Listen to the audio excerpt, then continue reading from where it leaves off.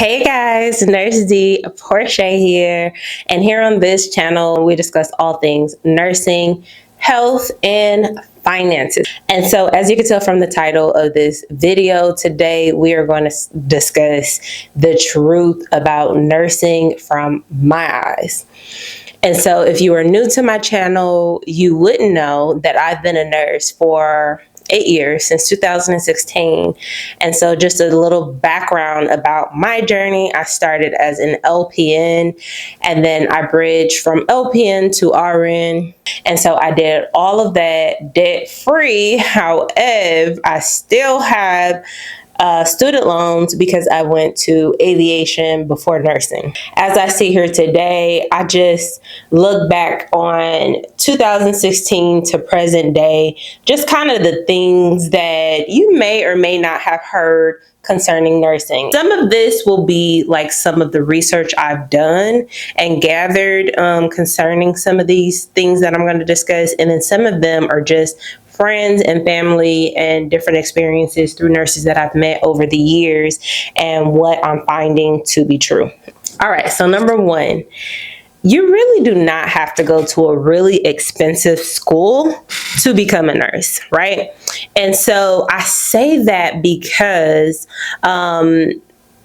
I have a whole journey in which I have finished for free and all that, but I meet so many nurses with a lot of student loan debt. So I'm going to back up. Before I became a nurse, I was a dialysis technician. I made between $12 and $13 an hour, okay? And so I was married and my husband was making about that same amount. And so when I began nursing school as an LPN, I was only making on average, I think it was like $28,000 a year.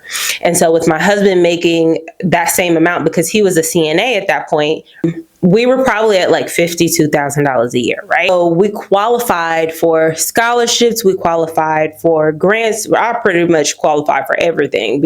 But nowadays in 2024, fast forward, you see people wanting to come into the nursing field for stability and sometimes more money, but they are maybe at that range or above it. And so depending on where you fall, you may or may not qualify for the financial aid. But one thing I think that a lot of people drop the ball with is choosing the right school. Because in my personal opinion, I have went to both a community college for the LPN program, and then I went to a university for the RN program. If I look back on it all, both programs were difficult. I'm not going to lie to you. It's a difficult program, but I do not feel that I got a better education at a university versus a community college, right? And so if that is the case, right, why not go to a community college and save thousands of dollars? And I say that because in this particular area, I have researched, and to date, the most expensive nursing program I have seen is $159,973. That's a lot of money for a program that I was able to get through for free. Right.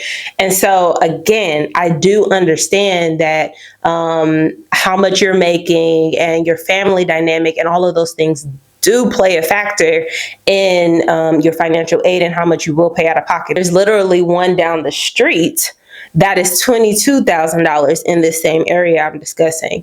And so you will find these universities, there's no cap, right? Today in 2024, there's no laws that exist that makes these universities cap off, right? Like, okay, that's too much. There's so many ranges between these universities and these colleges that is ridiculous. And in all honesty, I think that there should be a cap off. I do not believe that these universities and colleges should be allowed to charge as much as they do for these programs, right? I think it's actually one of the most highest paid jobs and careers within the U.S. It's within the top 5. So I looked at 2 different articles, both reported that nursing is one of the highest paid jobs within the U.S. So I do get how people are researching these schools and looking at, okay, well, I'm going to be able to have maybe a maximum of like I can make in the nursing field is $250,000.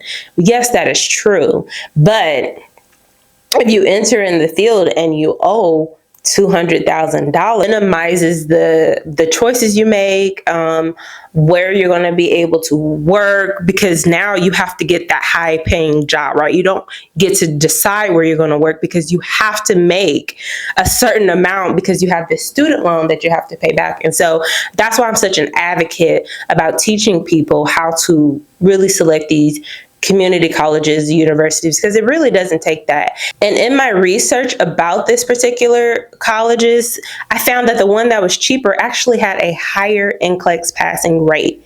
So you guys, just if you are looking into going to a college or you are looking into going back, just really take into account these college prices, because it does not, the most expensive programs does not equate being the best program, right? So don't look at the price tag as like the highest quality program, because it's really not the case. And an example I can use of this is,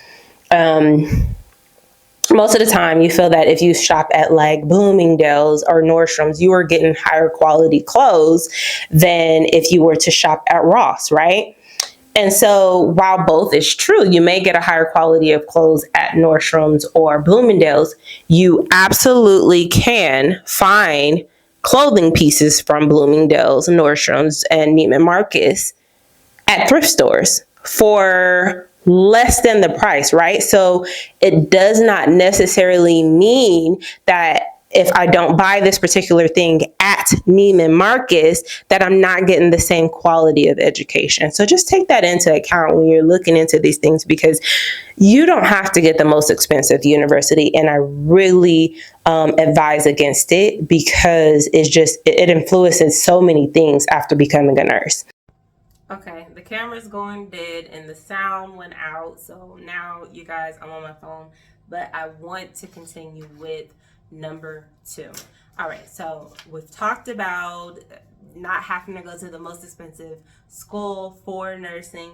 Now we're going to get into number 2, which is, I found that from the moment I started in nursing in 2016 to date, I have worked short. And so if you've been following what's going on in the nursing field over the years, you have seen that this is nothing new. Working short is just part of nursing right now.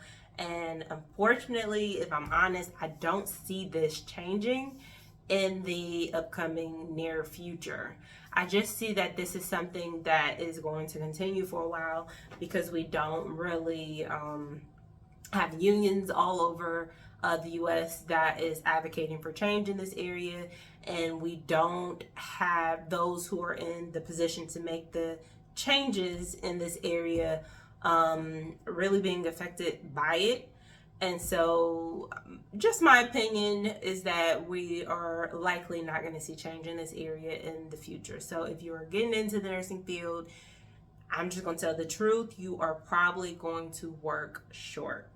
This, you know what? I take that back. I have found that in California, and if you know, that's where I'm originally from. I'm originally from the Bay Area of California. And so some of the nurses there that I found, that I've talked to, have said that they don't work short in California, right? And so travel nurses from, where I stay in Atlanta have said that, they have seen that they keep to the ratios in California. I have talked to a few that still say that in California they still have worked short, and so it's not the reality everywhere. But for the majority, I have found that most nurses in California don't work short. They don't say that they work short. And so that is something to consider if you don't live in that area, right? If there's other areas, let me know in the comments, because pretty much this is the only area that I found that say they haven't worked short. Pretty much, I know in Georgia we work short, okay? I've been working in Georgia since 2016, and I can attest we work short. I've worked in several areas, so I'm not just talking about the hospital. I've worked in case management, in which I have worked short. I've worked in hospice, home health, OR, and all of those areas I have worked short. And so that is the reality of nursing. 2024 is that at some point you're probably going to work short. Honestly, I really hate that for us. I hate that for our patients, because really that's what affects the most, right? Is the nurses that's working short, all of the hospital staff, and also our patients are being affected by us working short. So I really hope that this is to change in the future. I've thought of so many ways of trying to impact or help bring about change in this area, but the reality is it's the numbers, right? Healthcare is a big business, and so if the numbers make sense, we may not see change. All right, on to number 3. All right, so if you are at the ABN, BSN level of nursing, this is who I'm talking about. I'm not talking about if you are a nurse practitioner or a doctor of nurse practitioner with your own practice, and it doesn't apply to entrepreneur nurses as well. This applied to ADN, BSN level of nurses. You will make the most with an ADN, BSN doing 2 things. 1, if you are a travel nurse. That is where the most money is. Number 2, if you do a strikeout nursing contract. These places are where you make the most at an ADN or BSN level of nursing. It was one nurse, and this is a while ago that I watched this, so it may be more now, but she was able to make $16,000 in just 2 weeks on a strikeout contract. And so if you research, you'll find there's some companies that you can do strikeout cases with.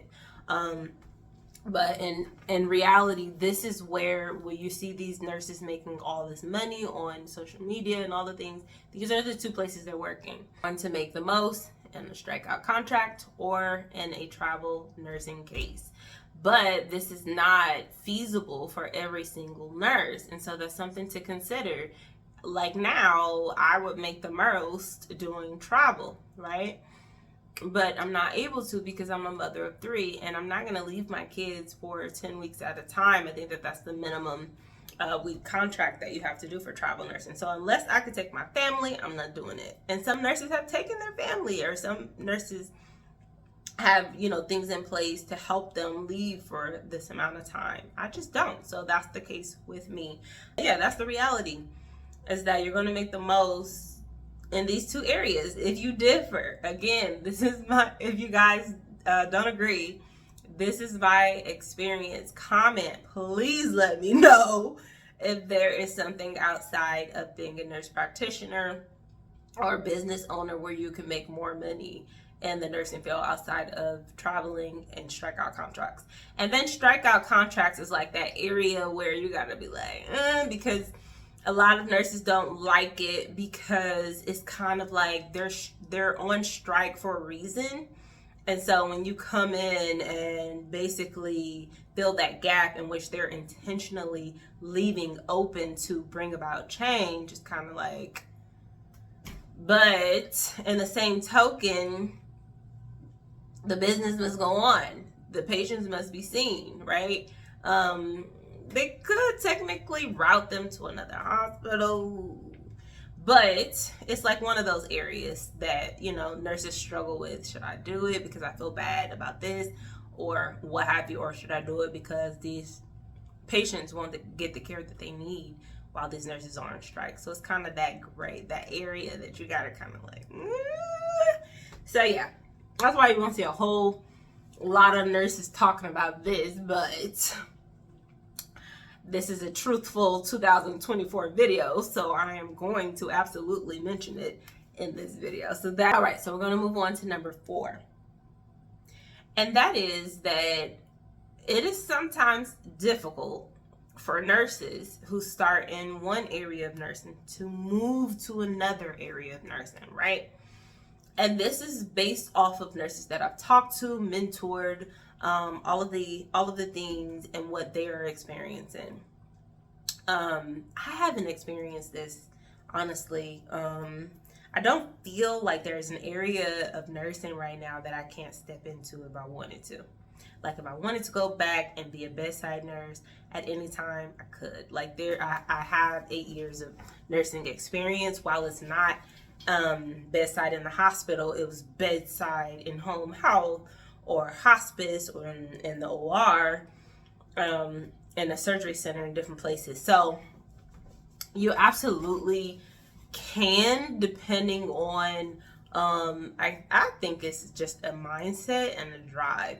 But I have found that nurses who have worked as like a med-surg nurse found it hard to go into be a L&D or an ICU nurse. I have heard the discussions surrounding this, and so I'm going to mention it in this video. I hope you guys can hear me. It looks like I found that some nurses complain about this, right? Is being able to move. So if you are an LPN and maybe you started in a nursing home and now you want to go and work in the hospital or whatever, I have found that some nurses have experienced difficulty with moving from one area to another. So that is the truth of nursing, is that you can experience that. Me, I haven't found that issue because I don't limit. I apply and I'm just like, at the end of the day, there's this shortage and you guys are in need and I'm here to work. Take it or leave it. You can hire me or you can tell me no. I'm not afraid of your no. And so you can never hurt me or offend me in that area because I'm never afraid. I'm just like, oh, okay, that's your no. So let me move on to the next until I find that yes. Like, that's just me.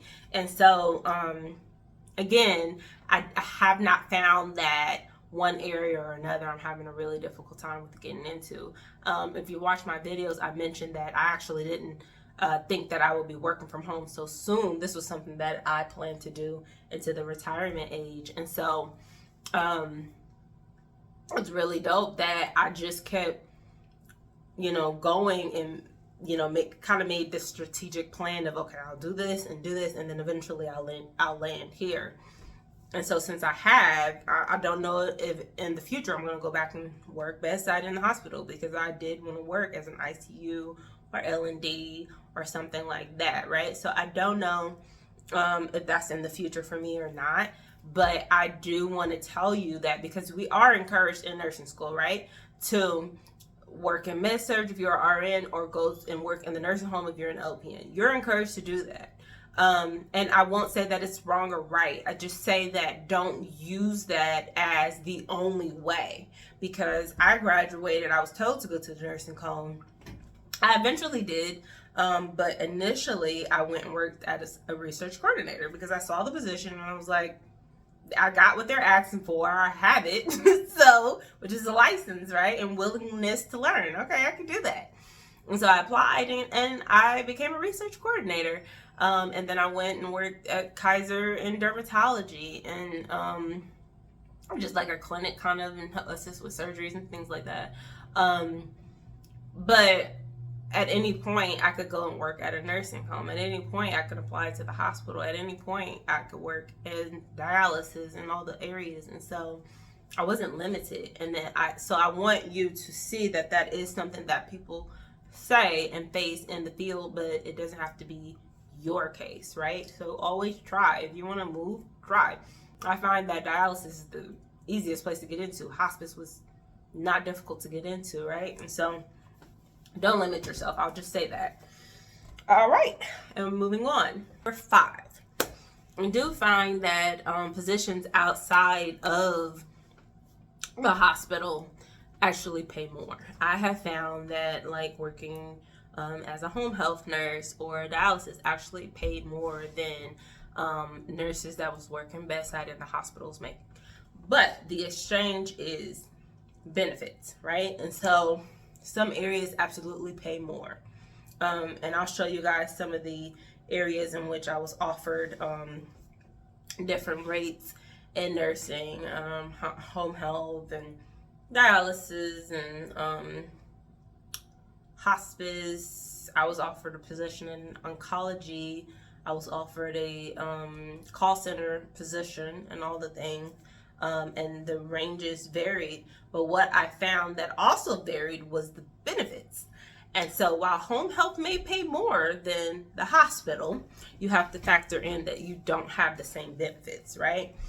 And not that the hospital benefits everywhere is so great, but it's a lot better than home health. Okay, so now that it's so expensive, so the trade-off for me was, okay, I'll take the more money because at the time my husband is working for the state. Well, he's still working for the state, and his benefits were really good, and so we went with the state for our benefits, for our health and our dental and all the things. And so I could afford to make this higher salary that doesn't give good benefits because I'm going to get it through my husband's job, if that makes sense. So everybody's situation is different, but as you're looking at the different rates for these positions, also factor in that the benefit rates will be different as well.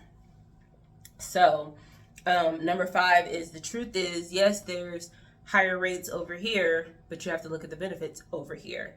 While the benefits may be lower over here, while the rate may be lower over here, the benefits may be higher. And so you have to kind of do the math and see what works for you in that regard, because higher pay doesn't necessarily mean the best, okay?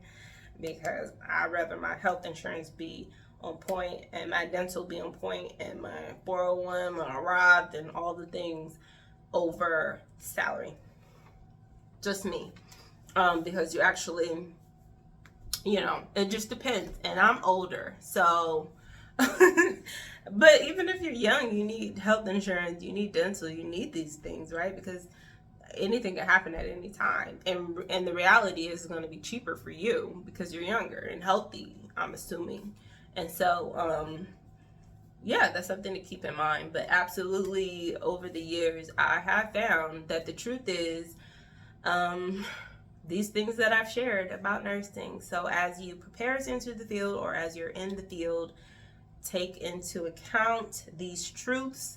If you have been working as a nurse already and you have found that what I'm saying in this video is not your truth, please let me know, because I'm one of millions of nurses, and so this is just my little experience over here. Let me know what you are finding to be truth in maybe Colorado or Missouri or New Jersey. Let me know what you guys are finding to be truth. I would really love to hear it.